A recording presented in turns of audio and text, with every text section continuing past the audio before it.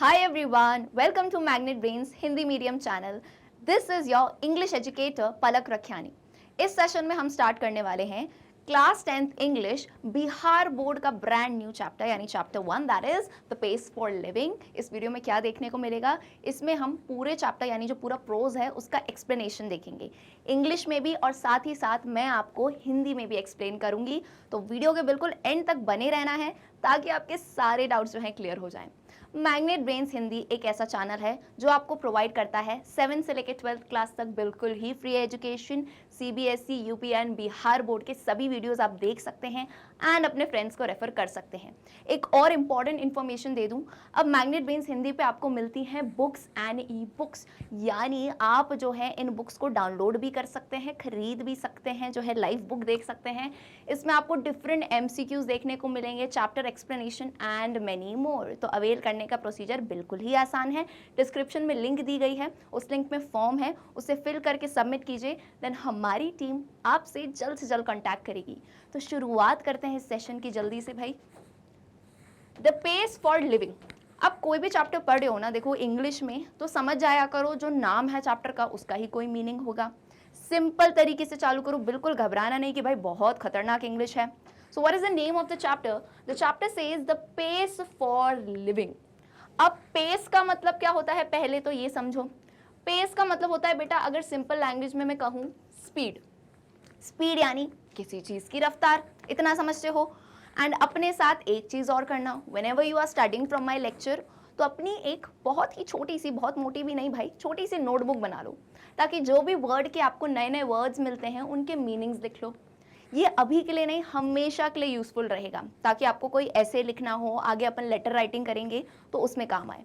So what is the meaning of pace? Pace means speed, रफ्तार. अब यहाँ पे किसकी रफ्तार की बात करी गई है? लिविंग यानी लाइफ की. तो अगर मैं थोड़ा समझ पाऊँ, अपन चैप्टर पे आगे नहीं जाते, पूरा प्रोज नहीं पढ़ रहे भाई, सिर्फ जो मैं हेडिंग से समझूं कि पेस फॉर लिविंग क्या कहना चाहता है, यानी कहीं ना कहीं इसमें जीवन जीने की रफ्तार की बात होगी. तेज धीरे वो आगे देखेंगे. ये सब यहीं बता दूं तो आगे क्या पढ़ेंगे भाई. आइए शुरुआत करते हैं चैप्टर एक्सप्लेनेशन में. थोड़ी सी बिगिनिंग करते हैं जो हमारे ऑथर हैं, राइटर हैं, जिन्होंने लिखा है. अच्छा, अब one more thing, English, whenever you are studying English, so the name of the authors, poets, these are very important because ये आपसे डायरेक्टली भी पूछे जा सकते हैं. पहली चीज तो ये पूछे जा सकते हैं. दूसरी चीज, जब आप पूरा ऐसे लिख रहे हो या आपसे कोई क्वेश्चन का आंसर मांगे आपके एग्जाम में, तो जब आप इनका नाम मेंशन करेंगे ना, तो टीचर जो चेक करेगा वो भी खुश हो जाएगा कि हाँ भाई इसको पता है कि किसने लिखी है ये चीज. Okay, so you know 1 extra mark आपको मिल सकता है उसके लिए. So let's begin with this. R.C. Hutchinson, a British novelist, exhibits an exceptional flair for touching the sensitive issues of the contemporary society with all its contradictions and paradoxes. अब समझो भाई, इसमें आपको नॉवेलिस्ट का नाम दिया गया है R.C. हचिनसन, ब्रिटिश नॉवेलिस्ट थे ये. अब फ्लेयर का कुछ कुछ वर्ड्स मैंने हाईलाइट करे हैं, उनका मीनिंग देखो. फ्लेयर का मतलब क्या होता है? Flair means a natural ability to do something well. So for instance, आप में से कुछ लोग होंगे जो बहुत ही अच्छा गाना गाते होंगे. सो यानी मैं कह सकती हूँ you guys have an exceptional flare for singing, यानी आप वो चीज़ बहुत अच्छे से कर सकते हो. तो यहाँ पे हमारे जो नॉवेलिस्ट हैं उनमें किस चीज़ का फ्लेयर था? उनमें जो है सोसाइटी के सेंसिटिव इश्यूज, सेंसिटिव इशू यानी ऐसी चीज़ें, ऐसे मुद्दे जो शायद कोई और ना उठा पाता हो, है ना. ऐसे बहुत सारी सोसाइटी में चीज़ें चलती रहती हैं, तो उन पे बात करने की और मतलब दिल को छू जाए कहानी, वैसी उनमें जो है एबिलिटी थी. With all its contradictions and paradoxes. अब paradox is a very good word, so I want you all to note this down. Paradox का actual मतलब क्या होता है समझो. A person, thing or situation that has two opposite features and therefore seems strange.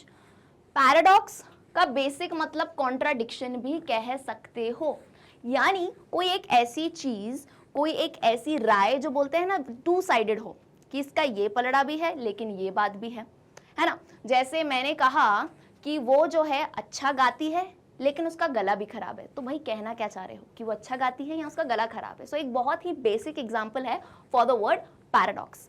ठीक है भाई, अब हम समझ गए नॉवेलिस्ट के बारे में. In the pace for living, R.C. Hutchinson captures the agony of modern man. अब इस पूरे प्रोज में, अब मैंने बार बार एक नाम लिया है, खैर ओवरव्यू में मैंने समझा दिया था। द प्रोज, आपकी जो बुक है बिगिनिंग में उसमें प्रोज लिखा गया है, तो इंग्लिश में यूजुअली हम जो चैप्टर्स होते हैं उन्हें प्रोज कहते हैं। So what is a prose? Prose basically एक कुछ भी राइटिंग हो सकती है, या तो बेटा वो एक स्पीच है, किसी की नॉवल में से अपन ने कोई पार्ट उठा लिया है ना, या कोई अपनी कहानी बता रहा है, सो उन सबको हम टर्म कर देते हैं प्रोज में। तो जैसे अभी हम फर्स्ट वाला प्रोज देख रहे हैं, तो ये नॉवलिस्ट ने लिखी है भाई ये बात। आगे हम कुछ देखेंगे जिसमें स्पीचेस के बारे में भी है। So I hope the word prose is clear to you. तो आप प्रोज 1 भी कह सकते हो, चैप्टर 1 भी कह सकते हो, no worries with that. Okay, चलिए सेकेंड लाइन को एक्सप्लेन कर देती हूँ। R.C. Hutchinson captures the agony of modern man। अब इस वर्ड का मतलब क्या है? एगनी। एगनी बोलते हैं इसको, जैसे ना हिंदी में अपन अग्नि कहते हैं, है ना, अग्नि। अच्छा, वन मोर थिंग, मैंने इंग्लिश जब हम ना बहुत ही अच्छी तरह से हमको प्रोनाउंसिएशन सीखना होता है, तो क्या किया करो, कोई भी इंग्लिश वर्ड होता है ना, उसको आप अपनी लैंग्वेज में प्रोनाउंसिएशन लिखा करो, उसका उच्चारण। यानी अगर ये एगनी है, यार मैं 10 दिन बाद इसको उठा के देखूंगी ना, तो मैं एगोनी बोलूंगी इसको, क्योंकि मैं भूल गई मैम ने क्या बताया था। So what you can do, you can take on this word और उसका जरा हिंदी लिख दो, कि एग्जैक्ट प्रोनाउंसिएशन हम हिंदी में लिख सकते हैं। तो जैसे अग्नि, तो इसको एगनी कह सकते हो आप, एगनी, गौनी मत कहना, एगनी ऑफ मॉडर्न मैन। चलो भाई, प्रोनाउंसिएशन तो हो गया। एगनी का मतलब क्या होता है? मॉडर्न मैन यानी आज के ज़माने का जो इंसान है, मैन मतलब ये मत समझना सिर्फ आदमी की बात है, मैन हम यूजुअली टर्म करते हैं इंग्लिश में सब के हिसाब से। सो मॉडर्न मैन यानी आज का जो प्रेजेंट डे का इंसान है, कैसे वो जो है चीज़ों से घिरा हुआ है, उसकी परेशानियाँ, उसके दुख दर्द है ना, जो उसकी फीलिंग्स है, उसके बारे में ये पूरा प्रोज है। बहुत मज़ा आने वाला है, बिकॉज कहीं ना कहीं हम सब इससे रिलेट कर सकते हैं। He brings out how the fast movement of men, things and objects hurts the normal rhythm and exerts undue pressure on men, women and children। यानी कहीं ना कहीं स्पीड की बात थी, तो यहाँ पे बेटा फास्ट मूवमेंट की बात हो रही है। अब फास्ट मूवमेंट का मतलब ये नहीं है कि पलक मैम यहाँ से लेके यहाँ तक चल रही हैं, खैर वो भी फास्ट मूवमेंट हो सकता है। क्यों? क्योंकि हमें सब काम जल्दी से करना है भाई। आपकी पढ़ाई है तो मुझे जल्दी से ये चैप्टर खत्म करवाना है ना, आपको बहुत सारा सिलेबस कवर करना है। आप जो है मैग्नेट ब्रेन से भी पढ़ रहे हो, स्कूल में भी जा रहे हो और दूसरी एक्टिविटीज़ भी कर रहे हो, यानी दुनिया ना भगती जा रही है। लेकिन क्यों भग रही है भाई? तो इधर वही बात है कि कैसे, एक बोलते हैं ना, अच्छा है चलो ऐसा नहीं है रुको मत, लेकिन एक फालतू का प्रेशर नहीं लेना चाहिए, उसी के बारे में हम आगे यहाँ पे बात करेंगे। सो आई होप थोड़ा इंट्रोडक्शन क्लियर है। तो शुरुआत करते हैं आगे के चैप्टर से, एंड अगर चीज़ें क्लियर होती जाती हैं तो मुझे कमेंट सेक्शन में ज़रूर बताया करो, ताकि मुझे भी समझ आए आपको कितना समझ आ रहा है। चलो, यही बात हिंदी में लिखी है। अच्छा, वन मोर थिंग, अब मैं आपको बता दूं, क्योंकि आप लोग हिंदी मीडियम से हो तो लगता है बच्चों को कि मैम हिंदी में भी समझा दो, बट अगेन हम जब सेकेंड या थर्ड चैप्टर तक आएंगे, सो प्रॉमिस मी कि आपको ना इस हिंदी की ज़रूरत ही नहीं पड़ेगी। वाई? बिकॉज आपको एग्जाम में लिख के तो आंसर्स इंग्लिश में ही आने हैं, है ना। In English subject you can't right Hindi. So for now मैं आपको एक्सप्लेन ज़रूर करूंगी, लेकिन आप ज़रा कोशिश कीजिए कि इंग्लिश में ही समझ पाएं। R.C. हचिंसन एक ब्रिटिश उपन्यासकार थे। उन्होंने समकालीन समाज में अंतर विरोध और विरोधाभास, so I think this is quite clear, जो कॉन्ट्राडिक्शन है, पैराडॉक्सेस हैं, उनमें अपनी रचनाओं को प्रदर्शित किया है ना। पेस फॉर लिविंग में आप क्या देखोगे? आधुनिक आदमी लाइक द मॉडर्न मैन, उसकी मानसिक पीड़ा के बारे में, पीड़ा I hope you can understand, है ना, कैसे जो है दुख दर्द से वो सराउंडेड रहता है। अच्छा, दुख दर्द का मतलब ये नहीं है कि भाई की जो गरीब है उसी को दुख दर्द है, एट एवरी पेज बता रहे हैं यार, कि किसी के पास पैसा है तो उसको उसका भी अलग दुख है। So many kind of things जो है हम इस प्रोज में कवर करेंगे। यह पार्ट आदमी, वस्तु और चीज़ों की तेज गति जीवन के स्वाभाविक लय को खंडित करता है और पुरुषों, महिलाओं और बच्चों पर अनावश्यक दबाव, that's what I am saying. Pressure is good अगर हेल्दी हो, लेकिन अनावश्यक यानी अनड्यू प्रेशर, आपने पीछे एक वर्ड देखा था अनड्यू, उसका मतलब क्या होता है? अनावश्यक दबाव डालता है और उसे चमत्कार पूर्वक ढंग से सामने रखता है। क्लियर? ओके, चलिए अब यहां से जो है एक्चुअल चैप्टर की शुरुआत है। I saw a play in Dublin not long ago in which the chief character was an elderly corn merchant in a small Irish country town. He was a man of many anxieties. His heart was dicky, his nephew was cheating him, his wife had the fantastic notion of spending €10 on a holiday. अब बोलोगे ma'am इतनी सारी जो है चीज़ें इन्होंने 2 ही paragraph में डाल दी। So this is the essence of English. English क्या कर सकता है भाई, तुम ना इतनी सारी बातें जो है सिर्फ इन 2 पैराग्राफ्स में भी समझा सकते हो। तो क्या दिया गया है यहाँ पे, आई सॉ। अब यहाँ पे आई कौन है, यहाँ पे जरा मुझे बताओ आई कौन है, कौन बताएगा मुझे कमेंट सेक्शन में बताओ, वहीं पे मैं देखूंगी यहाँ पे आई किसको रेफर किया गया है। अभी हमने नॉवेलिस्ट का नाम पढ़ा था, तो जिसको नाम पता है बिल्कुल पीछे मत जाना वीडियो में, जिसको नाम पता है जल्दी से कमेंट करके बताओ। I saw a play in ड्यूब्लिन, अभी एक जगह का नाम है, वहां पे उन्होंने एक प्ले देखा था, नाटक देखने जाते हैं ना, नाटक। और उस नाटक का चीफ कैरेक्टर यानी मेन कैरेक्टर कौन था, एक आयरिश कंट्री का जो है ना कॉर्न मर्चेंट, कॉर्न यानी भुट्टा, भुट्टा होता है ना, भुट्टा बेचने वाले, तो वो थे। एल्डरली यानी बूढ़े से। ही was a man of many anxieties, यानी अब आपको इमेजिनेशन बढ़ानी है कि एक नाटक चल रहा है भाई, है ना, एक प्ले चल रहा है, उसमें एक आयरिश मैन है, बुढ़ा सा, है ना, एल्डर सा, थोड़ा बुढ़ा सा आयरिश मैन है। ही was a man of many anxieties. Many anxieties यानी क्या, उसके जीवन में बहुत सारी परेशानियां आती, बहुत ही ऐसे नहीं, कुछ लोग आपको देखते ही पता चलेंगे कि यार ये तो बहुत ही परेशान है ना, जैसे मुझे देखोगे बोलो मैम तो हंसी खेलती रहती है, लेकिन कुछ लोग देखोगे आप एकदम दुखी ऐसे दिखेंगे, तो उस मैन की प्ले में शक्ल देख के लग रहा था। He was a man of many anxieties, his heart was dicky. अब यहाँ पे डिकी का मतलब क्या है, वीक हार्टेड, बोलते हैं ना कमजोर दिल का। कुछ मूवीज में देखा है कि ये कमजोर दिल के लोगों के लिए नहीं है, कुछ हॉरर मूवीज में ऐसा आता है, तो वीक हार्टेड होता है इसका मतलब। His nephew was cheating him. Nephew क्या होता है भाई, भतीजा। तो पहली चीज क्या, पहली तो वो भाई वीक हार्टेड है, कमजोर दिल का है। दूसरा उसका भतीजा भी जो है उसको चीट कर रहा है, अब XYZ किसी बिजनेस में या कहीं चीट कर रहा होगा उसे। His wife had the fantastic notion of spending €10 on a holiday. और इतनी सब परेशानियों के बाद भी उसकी जो वाइफ थी, पत्नी थी, she had a fantastic notion. अब यहाँ नोशन का एग्जैक्ट मतलब तो आइडिया होता है, लेकिन ये बताना चाह रहा है कि उसकी वाइफ जो है ऐसा करती थी, मतलब इन सब के बावजूद भी उसको ये आइडिया था कि भाई मैं बढ़िया जो है हॉलीडे पे, हर छुट्टी पे जो है €10 खर्च करूंगी। तो उनके लिए काफ़ी बड़ी बात होती होगी भाई, इतनी प्रॉब्लम्स हैं उसके बाद भी उसकी वाइफ जो है खर्चे कर रही है। सो आई होप इतना क्लियर हुआ होगा कि आदमी जो है परेशान क्यों था, ऐसी कुछ चीज़ें थी उसकी लाइफ में। ठीक है, चलो आगे यही चीज़ हिंदी में दी गई है, क्विकली से इसको रीड करना है भाई। कुछ समय पहले मैंने ड्यूब्लिन में एक नाटक देखा जिसका मुख्य पात्र एक उम्र दराज मक्का व्यापारी, मक्का I hope everyone understands, corn, जो आयरलैंड का था, उसकी बहुत चिंताएं थी, वो छोटे दिल का था, उसका भतीजा जो है उसे धोखा दे रहा था, और उसकी पत्नी जो है €10 एक छुट्टी में खर्च करती थी, है ना। सो ये क्लियर है कहानी। चलिए भाई, all together the pace of life was getting too much for him and a moment of despair he uttered a great cry from the heart.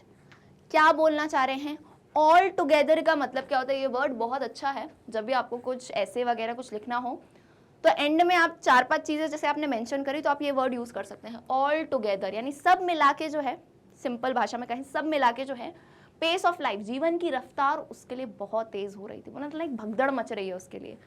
तो and in a moment of despair, despair का मतलब होता है a state of hopelessness, a state of hopelessness. बेटा hope का मतलब क्या होता है, उम्मीद, किसी चीज की उम्मीद, बोलते हैं ना उम्मीद पे दुनिया कायम है, ये होता है होप। अब मैं होपलेस कह दूं यानी कोई उम्मीद नहीं है, जैसे मैं ये कह सकती हूँ कि भाई आई एम होपलेस कि हमारा कोई भी स्टूडेंट जो है फेल होगा, इसका मतलब क्या हुआ कि मुझे कोई उम्मीद नहीं है हमारा स्टूडेंट फेल होगा, यानी सबके सब पास होंगे, तो होपलेस। तो यहाँ पे इन अ मोमेंट ऑफ डिस्पेयर यानी वो बहुत ही होपलेसनेस में कि अब तो क्या ही होगा, उसने ऐसे कुछ वर्ड्स कहे।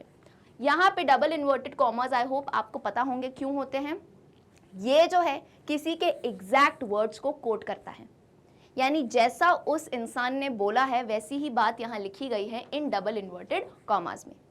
तो ये बात क्या है सुनो भाई, they tell me there's an aeroplane that now goes at 1000 miles an hour, यानी वहां पे एक एरोप्लेन है जो कि 1000 माइल पर आवर पे चलता है। Now that's too fast। अब इस लाइन को समझना थोड़ा अच्छे से, क्या बोला उस आदमी ने, फिर से रीड करो, they tell me that there is an aeroplane now that goes at 1000 miles an hour, now that's too fast। For me that was the most enchanting line in the play। The man's complaint was so gloriously irrelevant to his own situation। यानी उस आदमी ने ये बात की कि भाई आज के टाइम में अगर मैं देखूं तो एक एरोप्लेन यानी हवाई जहाज है वो 1000 माइल पर आवर कवर करता है, ये तो बहुत ही ज़्यादा तेज़ है। अब जो हमारे ऑथर हैं भाई, उनको ये बात बहुत पसंद आई, इंचैंटिंग लगी। इंचैंटिंग मतलब क्या? Having the power to cast a spell, यानी बहुत ही ज़्यादा अट्रैक्ट करी उनको ये बात। क्या बात थी कि ये मैन जो है कंप्लेन कर रहा है, बात कर रहा है कि ये जो प्लेन चलता है ये तो बहुत ही तेज़ रफ्तार से चल रहा है, लेकिन उसकी करंट सिचुएशन से ये बात तो बिल्कुल ही कैसी हो जा रही है, इर्रेलेवेंट। अच्छा, इर्रेलेवेंट क्यों है मैम? तो समझो, ये आदमी क्या है भाई, परेशान है, यानी कहीं ना कहीं इसके जीवन की रफ्तार उसके लिए फास्ट है, लेकिन कहीं ना कहीं लोगों से वो पीछे रह गया। मतलब तो यही है ना कि अगर वो अपनी बीवी के खर्चे से परेशान है, उसका नेफ्यू उसको चीट कर रहा है, तो कहीं ना कहीं वो बाकियों से पीछे रह गया है। और बात वो जनाब कर रहे हैं एरोप्लेन की। सो कहीं ना कहीं these two things are contrasting, और उस सिचुएशन में ये बात क्या है, इर्रेलेवेंट है। इर्रेलेवेंट यानी सही नहीं है अकॉर्डिंग टू दिस सिचुएशन।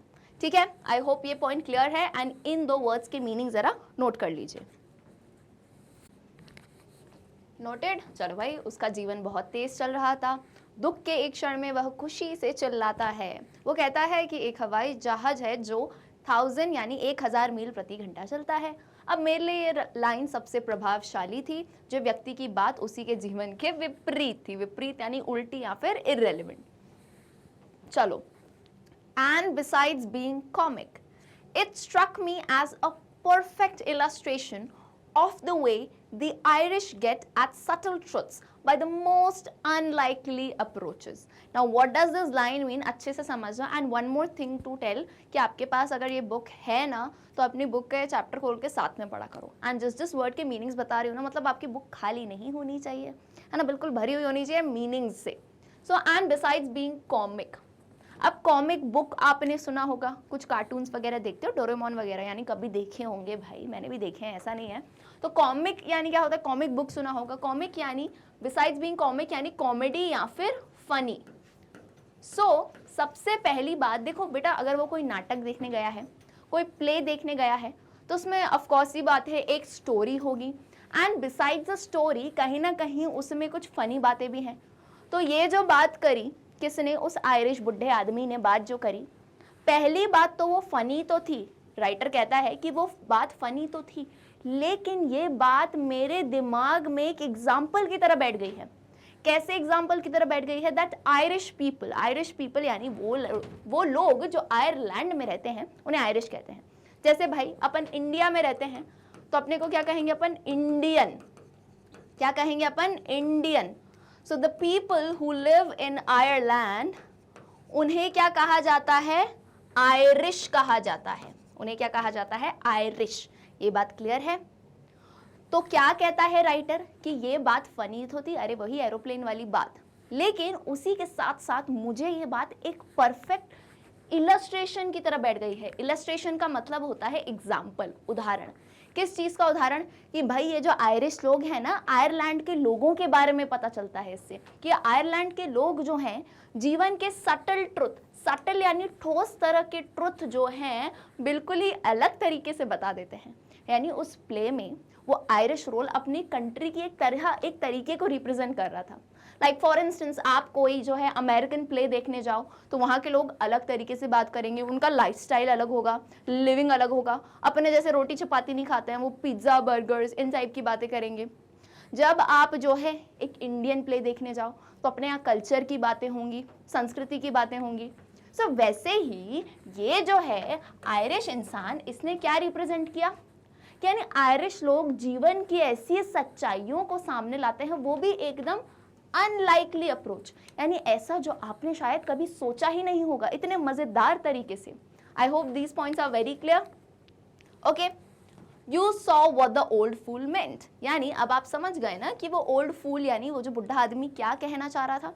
अच्छा, अगेन देखो, जब हम हिंदी बोलते हैं तो हम कुछ कितने अच्छे वर्ड्स का यूज करते हैं।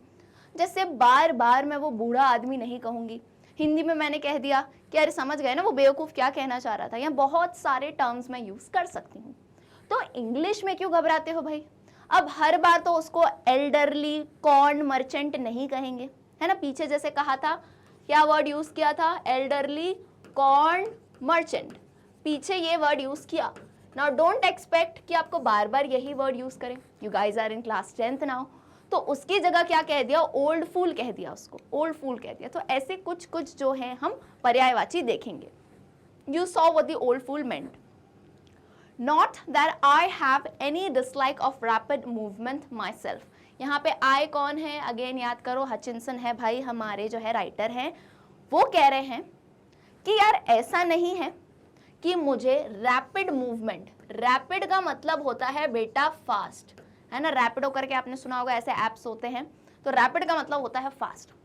तो वो कहना चाहते हैं कि ऐसा नहीं है कि मुझे जीवन की तेज रफ्तार पसंद नहीं। मैं ये नहीं कह रहा कि जीवन जो है बिल्कुल धीरे धीरे चलना चाहिए, मुझे पसंद है तेज रफ्तार। तो वो इस रफ्तार के कुछ एग्जाम्पल देंगे कि मुझे क्या क्या पसंद है। So he is saying I enjoy going in a car at 90 miles an hour. So as long as I'm driving and as long as it is not my car. अब ये लाइन क्या कहना चाहती है, जैसे उस राइटर ने बताया कि ऐसा नहीं है मुझे तेज रफ्तार पसंद नहीं, मुझे पसंद है भाई। जब मैं गाड़ी में जा रहा हूँ, बढ़िया, मतलब इमेजिन करो कार चला रहा हूँ 90 माइल पर आवर की स्पीड में, है ना, 90 माइल पर आवर की स्पीड में, मुझे बहुत मजा आता है। और पता है सबसे ज्यादा मजा कब आता है, जब वो कार मेरी नहीं किसी और की हो। होता है ना यार, अपनी चीज क्यों इंसान वेस्ट करे, तो जो है दूसरे की गाड़ी चलाएंगे बढ़िया 90 मील पर आवर की स्पीड में, तेज स्पीड में, बहुत मजा आता है मुझे। ऐसा बता रहा है कौन, राइटर भाई। और देखो कुछ एग्जांपल्स देंगे। I adore the machines that hurl you about at Battersea। यानी मुझे अडोर करना यानी क्या होता है। अब अडोर के बहुत सारे मतलब हो सकते हैं। देखो वर्ड का एग्जैक्ट मीनिंग आप लाइन पढ़ के भी समझ सकते हो। नाउ ओवर हेयर अडोर के हम कुछ मीनिंग देख सकते हैं, जैसे वर्शिप, लव एंड रिस्पेक्ट। तो वर्शिप नहीं होगा इधर, रिस्पेक्ट नहीं होगा, हम कह सकते हैं लव, यानी पसंद आता है उन्हें उन मशीन्स पे बैठना जो आपको बैटरसी के अबाउट घुमाती है, हर्ल करती है यानी वहां कहीं घुमाती हैं, उधर भी मुझे मजा आता है भाई। To dine in London and lunch in New York next day seems to me a most satisfactory experience. यानी लंदन में जो है डाइनिंग करना, न्यूयॉर्क में बढ़िया लंच करना, मुझे लगता है ये बहुत ही बेहतरीन चीजें हैं। I admit it excludes all the real pleasures of travel, the sort of fun you get from a country bus in Somerset or Spain, but it gives you a superficial scene of drama. It was a sort of excitement our ancestors had to do without, and we might just as well accept it gratefully. तो ये पूरे paragraph में कहना क्या चाहते हैं बताती हूँ, एंड जिस वर्ड्स के लगता है कि भाई मीनिंग समझा दो वो भी बताऊंगी, पहले सिर्फ मतलब समझ लो। तो ये कहना चाह रहे थे, इतना समझ गए कि तेज़ रफ्तार से यार मुझे कोई दिक्कत नहीं है, तेज़ गाड़ी चलाए, कार चलाऊं किसी और की हो, बहुत मज़ा आता है जो है घूमने फिरने में, मशीनों में बैठने में, शिप वगैरह, बोट्स, मोटर बोट होती है, सब में मुझे मज़ा आता है। और तो और आराम से बैठ के न्यूयॉर्क में लंच करना भी मुझे बहुत सेटिस्फैक्टरी लगता है।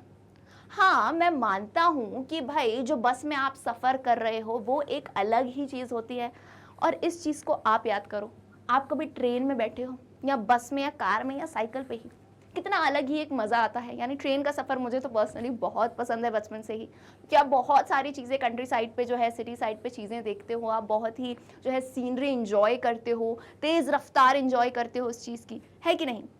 तो यहाँ पे ये राइटर कह रहा है अलग ही चीज़ें दिख रही हैं, आप जा रहे हो, है ना, बहुत सारी सॉर्ट ऑफ लाइक आप उसको एक्सप्लेन भी नहीं कर पाओ कि आप किसी सिटी में जा रहे हो, कहीं पर ट्रैफिक लगा हुआ है या फिर कहीं पे बहुत ही सुंदर सा मॉन्यूमेंट है, यानी 100 तरह की चीज़ें आप वहाँ से देख सकते हो। और ये बात कह रहा है, ये जो बात है, ये जो एक्साइटमेंट है, ये जो हमारे बेचारे एंसेस्टर्स थे, यानी हमारे जो पूर्वज, एंसेस्टर्स आर बेसिकली पूर्वज, जो हमारे पहले के टाइम के, दादा परदादा के टाइम के, है ना, they had to do it without, पर उनके पास ये फैसिलिटी तो नहीं थी कि बहुत ही तेज़ रफ्तार की ट्रेन से, एरोप्लेन से, मोटर बोट से वो सफ़र कर पाए। तो कहीं ना कहीं हमें लगता है कि उन चीज़ों पे वो जो है मिस कर लिए। लेकिन जब हम इस बात को कहें तो यहाँ पे मैं आपको 2 वर्ड लिख के बता रही हूँ, ठीक है, बात को समझना, एडवांटेज, डिसएडवांटेज। ठीक है भाई, ये वर्ड सबने सुने हैं। एडवांटेज को मैं प्रो भी कह सकती हूँ, प्रोस कह सकते हैं, कॉन्स कह सकते हैं। अभी इन वर्ड को समझो, अभी इधर देखना है ना, यहाँ पे छोड़ो। एडवांटेजेस एंड डिसएडवांटेज, ये सिर्फ इस चैप्टर की बात नहीं है। देखो मैं पढ़ाते टाइम कुछ लाइफ लेसन्स भी दूंगी यार, जो कि बहुत काम आएंगे हमेशा के लिए। कोई भी चीज़ होती है ना, ज़रूरी नहीं है कि वो हमेशा बहुत अच्छी हो या बहुत बुरी। Everything every person, every situation has its own pros and cons, यानी हर चीज के अपने फायदे और नुकसान भी हैं। तो इसको मैं एक बहुत ही छोटे से एग्जाम्पल से लेती हूँ। यार ऑलमोस्ट सभी को चॉकलेट खाना तो बहुत पसंद है। अब चॉकलेट कितनी टेस्टी होती है, कितनी मज़ेदार होती है खाने में भाई, वो हो गया उसका एडवांटेज, लेकिन बाद में दांतों की जो हालत होती है भाई, वो हो जाएगा डिसएडवांटेज। तो यानी लाइफ में आप कोई भी चीज़ देखो, उसके एडवांटेज और डिसएडवांटेज तो है ही। तो पलक मैम कहना क्या चाहते हो? मैं कहना ये चाहती हूँ कि ये जो पूरा पैराग्राफ है, इसमें राइटर बताता है कि यार देखो, आज हम जो हैं, पहली बात अपने पे शुरू करते हैं, जो मॉडर्न मैन है वो इस तेज़ रफ्तार को इंजॉय कर पा रहा है, यानी बढ़िया सफ़र कर पा रहे हो, आप कारों में घूम रहे हो, बहुत ही फास्ट लाइफ हो गई है, एरोप्लेन्स में घूम रहे हैं, ट्रेन्स में घूम रहे हैं, फास्ट लाइफ है, फास्ट मूविंग लाइफ को हम इंजॉय कर पा रहे हैं। लेकिन इस बात का डिसएडवांटेज क्या है कि हम इतना भग रहे हैं ना कि हमें पता ही नहीं है कहाँ भग रहे हैं, फालतू का प्रेशर आ चुका है, और जो है ना स्टिल लाइफ हम इंजॉय ही नहीं कर पा रहे कि एक जगह हम बिना काम शांति से बैठे। तो ये हो गई हमारी यानी मॉडर्न मैन की बात। अब आ जाओ बात एंसेस्टर्स की। तो कहते हैं हमारे राइटर कि ये जो एंसेस्टर्स थे उस टाइम में वो इस फास्ट लाइफ को एंजॉय नहीं कर पाए। इनका डिसएडवांटेज क्या है कि यार हमारे जैसी फास्ट लाइफ, एक्साइटमेंट, इतनी सारी चीज़ें, रोलर कोस्टर राइड्स, वो एंजॉय नहीं कर पाए। लेकिन इस चीज़ का एक एडवांटेज भी है कि वो जो है जीवन की गति में उनको बहुत ज़्यादा प्रेशर नहीं था, वो आराम से जीते थे, इतनी भगदड़ नहीं है, वो जो है और चीज़ों को यानी स्पिरिचुअलिटी को या इन सब चीज़ों को अडोर कर पाते थे, नेचर को आराम से देख पाते थे। तो यानी चाहे मॉडर्न मैन हो चाहे एंसेस्टर्स हो, दोनों के अपने प्रोज एंड कॉन्स हैं। तो लाइफ में कभी मत कहना कि हम उस टाइम में वापस चले जाएं या आगे वापस चले जाएं। लिव इन योर प्रेजेंट और उसी में खुश रहा करो, ये है इस चीज़ की सीख। ये मत सोचो कि पुराने ज़माने बहुत बेटर होते थे, यार आज का ज़माना आज के हिसाब से परफेक्ट है। इट्स जस्ट आप अपने आप को थोड़ा जो है चेंज कर लो। क्लियर है ये पॉइंट? चलो भाई।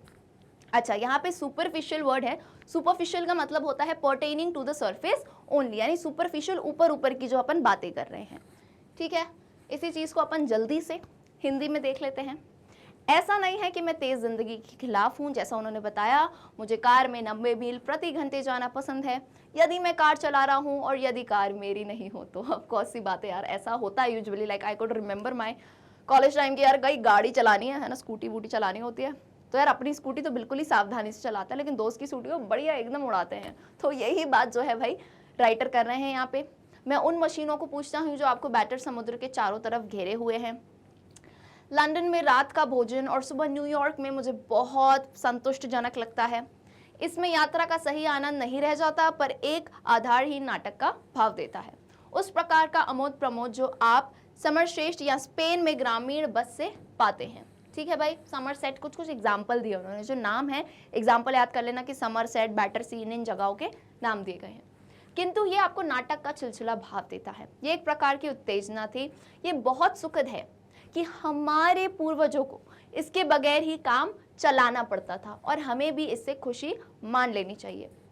जब गति हमारे लिए नकारात्मक हो तो जहां हमारे समय की मानसिक क्रियाशीलताओं का झुकाव है, जैसे वो स्वभाव से करते हैं, क्योंकि उस समय मशीन की स्पीड को पकड़ना पड़ता था। अब ये बात क्या कह रहे हैं, वही speed is good, it's not like the speed is bad, it's just कि आप उसको कितनी पॉजिटिवली लेते हो। यानी if you want to complete your syllabus, do it. आपको अपना कोर्स खत्म करना है, करो, लेकिन फालतू में प्रेशर मत लो, अरे यार इतना पढ़ना है, इससे अच्छा सिर्फ पढ़ाई कर लो। तो ये कह रहे हैं कि उस चीज़ को अगर आप पॉजिटिवली लो तो बहुत ही बढ़िया है। ठीक है, चलिए। No, where speed becomes something unfriendly to me is where the mental activities of our time tend, as they naturally do, to follow the pace of the machines. तो कह रहे हैं स्पीड बढ़िया है, लेकिन उस स्पीड को अपने तक रखें, एक नॉर्मल मेंटल एबिलिटी तक रखें। अगर उसकी जो है पेस आपने बढ़ा दी, मशीन नहीं हो यार आप, है ना, you are not machine, you are not robots, you are humans, तो उस प्रॉपर स्पीड को मेंटेन करें, क्योंकि अगर नहीं करोगे तो वही आपकी लाइफ पे नेगेटिव इम्पैक्ट डालेगी। I speak with prejudice because I belong to the tribe of slow thinkers. Important line है, सुनना ये।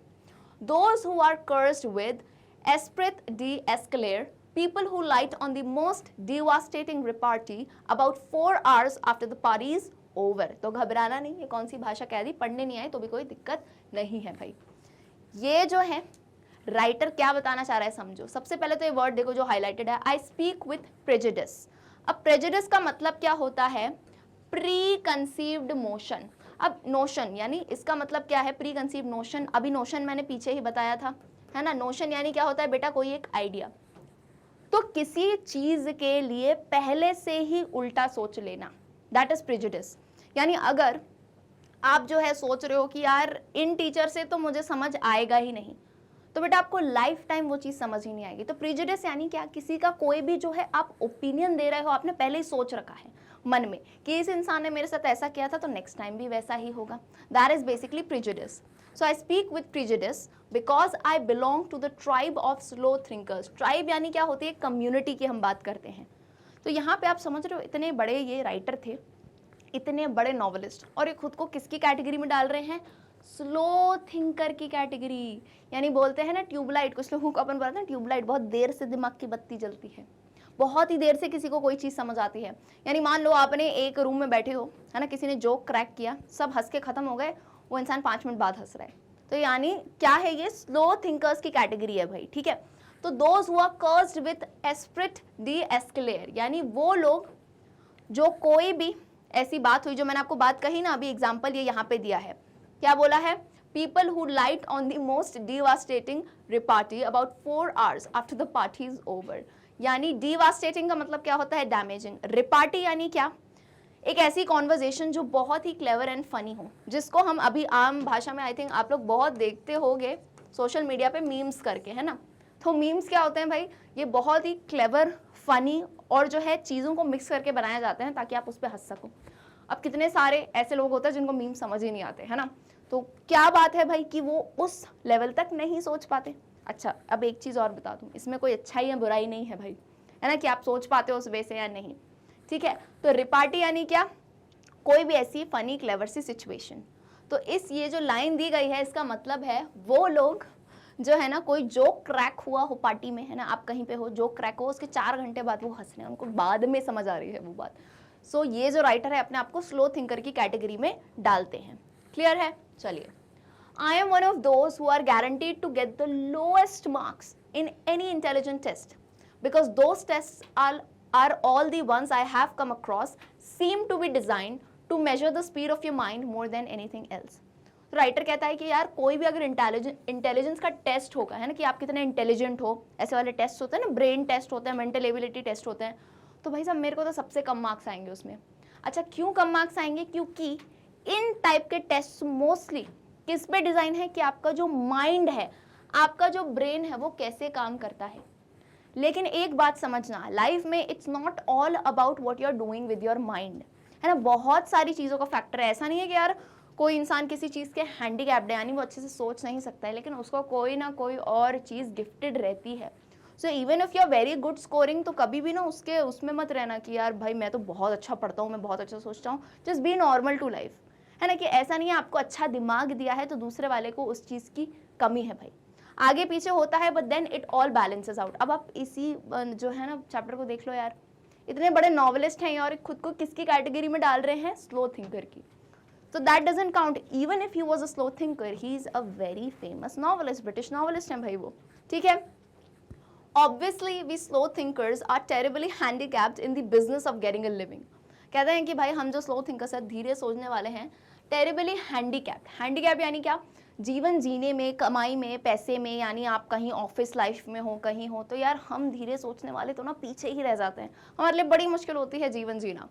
But what I'm thinking about just now is not so much the practical use of one's mind as its use for enjoyment। तो बोलते हैं यार mind का use सिर्फ इन सारी जो है क्लेवर चीज़ों में, मेंटल एबिलिटीज़ में, इसको ऐसे करो तो हो जाएगा, नहीं भाई, थोड़ा इंजॉयमेंट के लिए भी यूज़ किया जा सके, है ना। मैं थोड़े की बात कर रही हूँ, इसका मतलब ये नहीं है कि ना पढ़ाई रोक दोगे बिल्कुल, हाँ मैम छोड़ दो ना, बिल्कुल माइंड का यूज़ तो हम इंजॉयमेंट के लिए करेंगे। इट मीन्स कि जब आप ये चैप्टर पढ़ रहे हो तो इसमें घबराओ नहीं और बहुत ज़्यादा जो है लॉजिक मत ढूंढो, आप इस चैप्टर को समझो एज अ स्टोरी, तो ये आपको अच्छे से दिमाग में फिट हो जाएगा। So that is what the writer is trying to say. मेरी सोच नकारात्मक है क्योंकि मैं ऐसे ही सोचने वाले समूहों का हूँ। ट्राइब मीन्स समूह, so you can write this word, अपनी जो है वर्ड मीनिंग्स में लिख सकते हो, है ना। वैसे लोग जो गोष्ठी समाप्त होने के 4 घंटे बाद अत्यधिक विनाशक प्रयत्न का प्रकाश डालते हैं, यानी आई होप ये बात समझ गए क्या बोलना चाह रही थी मैं, कि कोई भी जोक क्रैक हुआ उसके 4 घंटे बाद उन्हें जोक समझ आता है इन सिंपल लैंग्वेज। मैं उन लोगों में हूँ जो किसी भी बुद्धि की परीक्षा में सबसे कम नंबर लाएंगे। क्यों भाई? क्योंकि वो परीक्षा हमारे दिमाग की जो है एफिशिएंसी को नापती है। किसी और चीज़ से ज़्यादा ज़रूर हम धीमा सोचने वालों की अपंगता है कि हमें कमाने में मुश्किलें आती हैं। लेकिन मैं मानता हूँ कि दिमाग का इस्तेमाल मनोरंजन के लिए भी करना चाहिए भाई। ज़रूरी नहीं है कि आप दिमाग से मेंटल एबिलिटी वाली चीज़ें कर रहे हो, you should use it for enjoyment too, right. चलिए आगे बढ़ते हैं। एज एन एग्जाम्पल, अब एक एग्जाम्पल दिया है, समझना इसको, बहुत ही मज़ेदार है। एंड मुझे ज़रा कमेंट करके बताना कि इस राइटर से कौन कौन रिलेट कर सकता है। तो क्या बात है समझो। एज एन एग्जाम्पल एक उदाहरण देते हैं वो कि मैं कैसे स्लो थिंकर हूँ। When I go to the cinema, I find myself in a hopeless fog, and after 2 or 3 minutes, I have to turn to my wife for enlightenment. यानी जब भी मैं सिनेमा जाता हूँ यानी मूवी वूवी देखने जाता हूँ, मैं एक होपलेस फॉग में हूँ। फॉग यानी क्या होता है, जो ये जो आपका सर्दियों में जो फॉग होता है ना, धुआं कहते हैं जिसको, धुआं जो बर्फ़ और उसके पार्टिकल से मिक्स हो जाता है, फॉग। तो होपलेस फॉग में यानी धुआं धुआं छाया हुआ है। ऐसा क्यों? क्योंकि मुझे समझ ही नहीं आता है, और जो है उसको कहानी अपनी वाइफ से पूछनी पड़ती है। अब ऐसा क्या हो गया भाई? आई विस्पर, मैं उसे कहता हूँ धीरे से, is this the same girl as the one we saw at the beginning. पूछता है यार ये वही वाली हीरोइन है कि जो अपने स्टार्टिंग में देखी थी। मतलब वो वहीं कंफ्यूज हो जाते हैं, 2-3 हीरोइंस आ गई तो ये पहली वाली थी या दूसरी वाली थी, ऐसे पूछते हैं। तो उनकी वाइफ कहती है भाई, and she whispers back, no there are 3 girls in this film. बहुत ही अच्छे से आप देखना है ना, बिल्कुल डिटेलिंग देखना, बिल्कुल बताएंगी। A tall blonde, a short blonde and a medium size brunette. उन्होंने बताया टॉल ब्लॉन्ड का मतलब क्या होता है, a women with coloured hair, जिनके यूजुअली कलर्ड हेयर होते हैं, ब्लू आईज होती हैं, उनको ब्लॉन्ड कहा जाता है। और ब्रूनेट कौन होते हैं? जिनके थोड़े डार्कर शेड के हेयर होते हैं, यूजुअली ब्लैक हेयर्स को कहा जाता है या ब्राउन हेयर्स को, ठीक है, डार्क ब्राउन हेयर को। क्लियर है? तो मतलब आप देख रहे हो उसकी वाइफ ने कितना अच्छे से समझाया। नहीं नहीं, 3 लड़कियां हैं और उसमें भी एग्जैक्ट की, एक लंबी है भाई, एक शॉर्ट है और एक मीडियम साइज की है, और कैसे उनके हेयर का कलर है। तो ये बात है भाई। आगे देखो, तो वो उसको कैसे एक्सप्लेन करती है मजेदार तरीके से। तुम एक काम करो, उन तीनों को जो है ना ABC नाम दे दो। तीनों लड़कियां हैं, उनको नाम दे दिया ABC। अब हीरो कौन है? The hero is that man who takes his hat off when he come indoor. यानी हीरो वो है, जैसे ही वो नहीं, हीरो की एंट्री होती है भाई एकदम अलग सी है ना, जैसे अपने यहाँ होती है सलमान खान, इन सबकी एंट्री बिल्कुल ही। तो यहाँ पे हीरो कैसे एंटर कर रहा है, जैसे ही अंदर आता है वो जो अपनी हैट है उसको उतार के ऐसे रख देता है अंदर, ठीक है। अब वो बताती है कि मान लो ना कोई एक रोमांटिक स्टोरी चल रही है यहाँ पे, he is going to fall in love with girls, देखना BCA in that order, and so it proves to be. तो यानी क्या बोला कि ये जो हीरो आएगा पहले B वाली जो है उससे प्यार करेगा, फिर C वाली से, फिर A वाली। मतलब वो ऐसे सीक्वेंस बता रही है उसको, क्योंकि उस इंसान को यानी जो हमारा राइटर है उसको याद नहीं होता कि कितनी लड़कियां हैं, कितनी हीरोइंस हैं, तो उसको ऐसे ऑर्डर में बताया। So there you have a mind which has trained itself to work in high gear, though as a matter of fact it can work in other gears just as well. तो यानी क्या बता रहे हैं भाई कि उनकी वाइफ देखो कैसे उस चीज़ को वो सोच पा रही हैं अलग तरीके से, लेकिन राइटर उस चीज़ को ले रहा है बिल्कुल ही अलग तरीके से। But my point is that most of my fellow patients in the cinema do think fast enough to keep up comfortably with rapid changes of scene and action. So there are some people, जैसे ना cinema movie वगैरह चलती है, और यानी आप अभी का भी एग्जाम्पल देख सकते हो। मैं ये वीडियो पढ़ा रही हूँ, कुछ बच्चे होंगे जो इसको 2x स्पीड में देख रहे होंगे, बिल्कुल भगा के जल्दी जल्दी खत्म करना चैप्टर, और कुछ जो होंगे इसको रिपीटेडली देख रहे हो। तो इसमें बुराई किसी की नहीं है, गलती किसी की नहीं है, it's just how your mind thinks. ऐसा नहीं है कि जिसका माइंड जो बहुत जल्दी सोचता है बहुत बढ़िया है, जिसका माइंड बहुत जल्दी सोचता है ना वो लोग भी परेशान रहता है। I can give you my example. जैसे मैं बहुत ज़्यादा सोचती हूँ जल्दी जल्दी, तो जल्दी जल्दी सोचने में क्या होता है, प्रेशर भी बढ़ जाता है, और कुछ लोग जो धीरे सोचते हैं बिल्कुल अलमस्त रहते हैं। तो यानी हर चीज़ के अपने प्रोज एंड कॉन्स है। तो यहाँ राइटर यही कह रहा है। देयर आर, जो मेरे आसपास बैठे हुए हैं लोग, वो भी देख सकते हैं कि भाई सीन चेंज हो रहा है, एक्शन चेंज हो रहा है, तो वो उस पर रिलेट कर सकते हैं। They think much faster than people did 30 years ago. Possibly because those who do not think fast in the high street nowadays may not get another chance in this world to think at world or to think it at all. यानी कह रहे हैं कि आसपास जो अब लोग बैठे हुए हैं ना, 30 साल पहले की बात करें तो उनसे तो काफ़ी ज़्यादा तेज़ सोच सकता है, एंड दैट्स वेरी ट्रू। यानी हम कहते हैं ना, आज की जो यंग जनरेशन है कितनी जल्दी वो जो है स्मार्टफोन्स, लैपटॉप्स, जो डिजिटल चीज़ें आजकल ऐप्स बना रहे हैं, कोडिंग सीख रहे हैं, यानी उनके ब्रेन्स कितनी फास्ट वर्क करते हैं when we compare to the previous वाली जनरेशन। तो कहीं ना कहीं हम कह सकते हैं ना, compete करना काफ़ी मुश्किल हो जाता है इनके साथ। ओके सो यही बात हिंदी में है भाई। उदाहरण के लिए, जब मैंने सिनेमा में जाता हूँ, चारों तरफ धुंधला हो जाता है ना, कुछ मिनटों बाद पत्नी से जो है धीरे से मैं पूछता हूँ कौन है ये लड़की शुरू में, तो वह जवाब देती है नहीं 3 लड़कियां हैं, एक लंबी, गोरी, बाल हल्के, ये सब अपन ने एक्सप्लेन कर दिया है भाई, ABC नाम दिया है। मुझे लगता है क्लियरली समझ आ रहा होगा क्योंकि मैं बात हिंदी में ही कर रही हूँ। तो this is just if you want to note it down. वो लड़कियों क्रमानुसार, यानी उसने BCA में बता दिया कि इन इनसे उसको जो है प्यार होगा भाई, और वैसे ही जो है राइटर उस बात को समझता है।